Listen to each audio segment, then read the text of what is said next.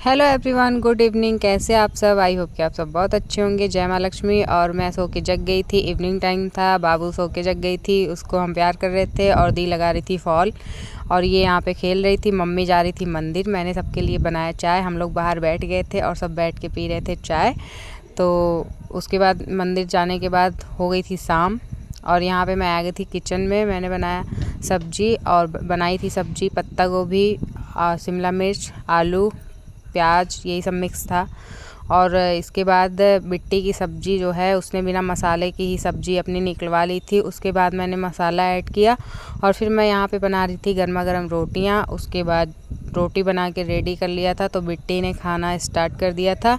यहाँ पे आप सब देख सकते हैं मैंने बनाई थी दाल चावल सब्जी रोटी। तो बिट्टी अपनी सादी वाली सब्ज़ी खा रही थी बिना मसाले के और इसको बिना मसाले का ही बहुत ही ज़्यादा पसंद लग रहा था। बाय बाय, मिलते हैं नेक्स्ट वीडियो में।